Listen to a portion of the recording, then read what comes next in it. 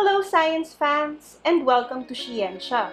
Do you ever wonder what it's like to be in the wonderful world of science, technology, engineering, and mathematics? Let us hear from our SHEroes, experts, students, and aspiring STEM advocates about what it's like to be passionate about science and technology. Join us in today's episode as we discuss what is it like to be a SHEro in a male-dominated STEM field. The struggles of women have been studied by social scientists, have been fought for in courts by lawyers and policymakers, and our current post-feminist society is saturated with it. But despite decades of efforts, women are still outnumbered by men in the fields of science, technology, engineering, and mathematics. And although women in the Philippines have started to overtake men in terms of acquiring higher education, men still outnumber women in the Philippines in a lot of STEM fields, except perhaps biology and chemistry. Most obvious discrimination against women in the sciences have been reduced or eliminated in recent decades due to legal, academic, corporate, or government measures.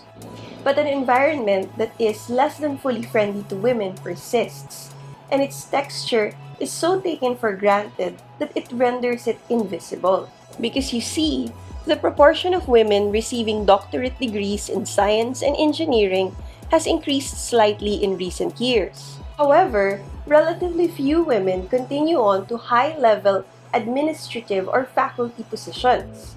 In 1972, only 3% of tenured faculty and administrators are made up of women, and this inched up to only 10% by 1998, and as of 2019, we've only reached 27%. A recent study detailed in the journal Psychological Science claims to bring a new feature of gender bias to light. A lot of the situational cues that might seem harmless to some have real important meaning and effect for others. These findings add to a bunch of reasons that try to explain why male-dominated fields are, male-dominated. These include socialization taught directly or indirectly to women to steer clear of studies or jobs actively pursued by men, due to a perceived lack of a set of skills that are thought to be exclusively found in boys. What? In addition, the study has revealed an unconscious bias at companies, organizations, and universities where evaluators rate resumes and journal articles lower on average for women compared to men. And even now, in the current society, the brunt of family caretaking responsibilities and household management fall disproportionately on women's laps. And especially now, during the COVID-19 pandemic, where we're all required to stay at home, women have to choose on taking their responsibilities at home or responsibilities at work, and sometimes it prevents them from acquiring high-level STEM positions. And though there are no overnight solutions, we have to start looking at the cultural and social factors that discourage women from math, science, and engineering. More frequently now, organizations use affirmative action to counter conscious or unconscious gender bias. Affirmative action is a policy in which an individual's color, race, sex, religion, or national origin are taken into account to increase opportunities provided to an underrepresented part of society. But affirmative action is a double-edged sword, because even as it tries to level off the playing field, it can inadvertently promote a victim culture, mediocrity, or even sow further discord across genders. There is no single quick solution to achieve gender balance in STEM. But one way that can help is for women who braved male-dominated STEM fields to gain more attention so as to inspire a new generation of young women to enter STEM. So for today, we at SHE-ensya will be shining a spotlight on 3 SHEroes who braved classic male-dominated STEM fields. Hello science fans, I'm Maricris Elemos. I am a chemical engineer and a sustainability advocate. In broad terms, chemical engineers design processes to produce, transform, and transport materials from the laboratory to the field. Chemical engineering has been considered a male-dominated field when it comes down to in-plant or on-site jobs. Male engineers are preferred due to harsh working conditions and sometimes due to lack of certain basic amenities. So what could have inspired Maricris to go into chemical engineering? Science has always been my favorite subject since I was in grade school, but I decided to take an engineering degree in college because I wanted to follow the footsteps of my older brothers who both went to Mapua. I took up chemical engineering because I thought that it was a good combination of science and engineering compared to all the other engineering courses offered in Mapua. Then, when I was in my third year, I was offered to continue with the ladderized program and earn a degree in Master of Science in Environmental Engineering together with my bachelor's degree. And now, we have Dr. Rosie Gan. Good day to all the science fans. I'm Dr. Rosie Gan, a somewhat retired pre-hospital emergency medical care physician who is currently teaching biology in DLSU University, Manila. And hopefully, once the pandemic is under control, I'm still part of the faculty of the Emilio Aguinaldo College School of Medicine. Emergency medicine is the medical field that specializes on the care and treatment of injuries that require immediate attention. One of the possible reasons why emergency medicine is a male-dominated field is the fact that emergency physicians often care for unscheduled and a wide variety of patients of all ages and states. Their duties could require heavy lifting and unscheduled travel, which often is incongruent with other duties imposed on female practitioners. To top it off, women ER clinicians are even paid less than their male counterparts. So why did Rosie choose to be in this field? At an early age, I learned about the wonders of earth and nature, which up to this day drives my passion in helping the environment recover from human abuse. But one remarkable woman who made an impact to the very core of my soul would be Valentina Tereshkova, the first woman in outer space. What is more amazing is that she discovered that her trajectory was going to move her farther and farther away from Earth. She was able to conduct maneuvers to correct her trajectory and safely return herself back. This princess in distress was her own savior. She didn't need to wait for Prince Charming to save her. And then, finally, we have Mhagel Fandiño. Hi science fans, my name is Maria Angelica Junas Fandiño, but you can call me Majel, and I am a future civil engineer. Civil engineering deals with the design, construction, and maintenance of naturally or man-made built environments. The gender gap in civil engineering and other construction-related STEM fields also has links to the perception that the industry needs brute strength and tolerance to adverse conditions. The existing male-dominated field also sets a culture that perpetuates gender-specific behavior. What could have inspired Majel to go into civil engineering? Well, ever since junior high, I really wanted to become a civil engineer kasi alam nyo yon, there's a sense of fulfillment sa pagiging part ng isang construction project. Kaya naman, when I entered senior high, I decided to pursue STEM in Mapua since it has the engineering track sa field na yon. Having women in male-dominated STEM fields certainly sends a strong message that sets society towards a more gender-balanced structure.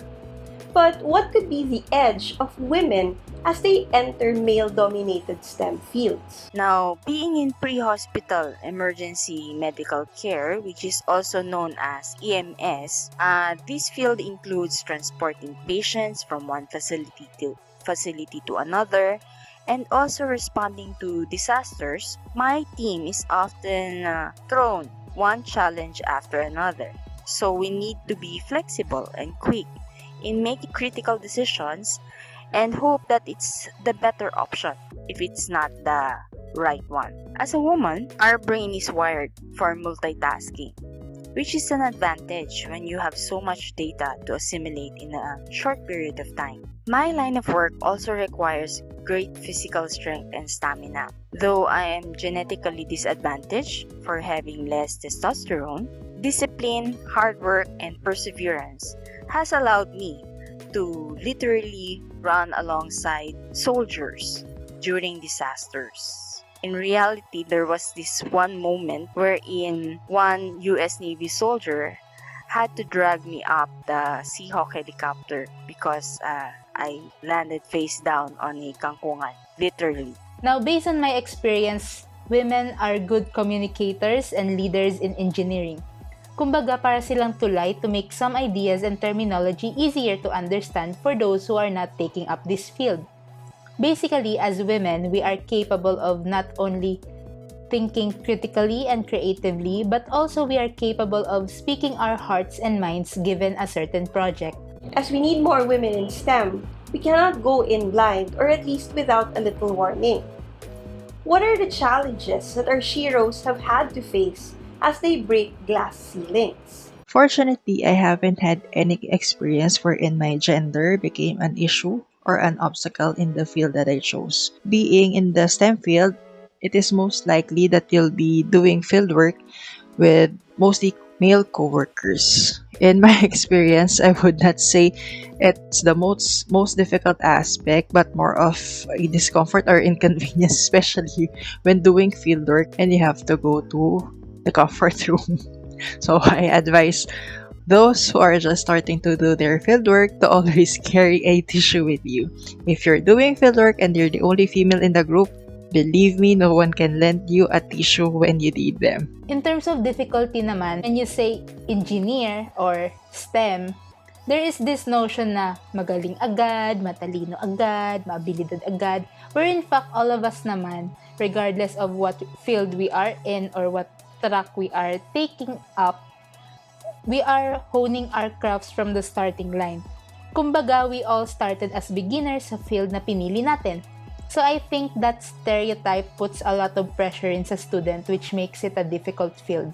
As for the most difficult aspect of becoming and being in my current STEM field in the Philippines, the greatest challenge I faced was how to balance my career and motherhood. One of the questions that I really hate the most is, so, who is taking care of your kids if you are here?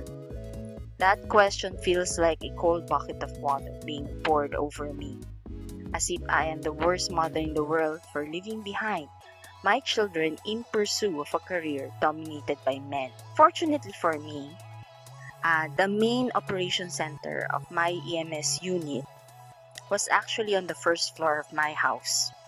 Hence, each and every second of my downtime is spent with my kids. My kids were so sick of me hovering around them that when I go on mission trips, which usually do not last more than 1 month, my kids were not greatly scarred by my absence. At a certain point, when life throws you too many lemons and your hands are sore from making lemonade, you tend to ask yourself if the lemonade truly is worth it. So, what could be the source of fulfillment of our SHEroes as they continue braving new fronts? Why are you working so hard? My answer would always be to provide a good future for my children, so they will always be my priority. My career has allowed me to gain self-worth as I help people in dire need and teaching people in the community how to help themselves. The most fulfilling aspect of being the field that I chose is knowing that in one way or another is that I am part of the solution in dealing with the current climate crisis that we are experiencing, and that I have the platform to encourage young students to take part in it as well. Kung may difficulty man in taking up engineering or STEM, there's also the bright side in taking up this field. Kagaya ng sinabi ko kanina, there's this sense of fulfillment if you finish a course or you understand a topic in this field. Parang never-ending yung learning mo talaga eh. Oo, nakakapagod minsan mag-aral at isa na ako sa napapagod na yun. Pero by the end of the day, Hanapin mo pa rin yung learning na yun eh. It truly is worth it to be part of a set of disciplines that provide never-ending opportunities for learning, and also that helps in finding solutions to critical global problems while also aiding in the intimate aspects of other people's lives. So, let's hear once more from our SHEroes about their message to young scientists, especially women who want to be part of male-dominated STEM fields. I tell them to just go for it as long as they put their hearts into it, and they'll be enjoying whatever it is that they wanted to do. If anybody says otherwise or discourages them just because of their gender, take it as a challenge and prove them wrong by being successful in that field that you chose. Now, regardless if your field of interest is male or female dominated, strive to develop the knowledge and skills needed for that particular field. Your body's physiology should not be an excuse. Don't ask them to lower the standards for you. You should meet the standard and surpass it so that you would have recognition for your hard work. So for all Filipinas out there who wants to be an engineer or would want to take up STEM, do not be discouraged if this field is filled with men. Come on guys, it's 2020. We don't listen to stereotypes anymore. Let's continue breaking the stigma that this field is only for men, and let us accept the fact that women are as capable as men. That gender is never a factor of one's intellect and talent. Hindi ka babae lang, babae ka. Thank you so much to our SHEroes for sharing with us your time, your experiences, and for helping empower fellow women in STEM. It truly is amazing to get a glimpse of what it is like to be in a male-dominated STEM field. To our viewers, I hope you were able to learn something from our short video today. And if you did, I hope you can give this video a thumbs up and also subscribe to our channel. If you have any comments, questions, or suggestions, please don't hesitate to message me, your resident Filipina scientist, in the comments section below. Thank you very much, and see you around!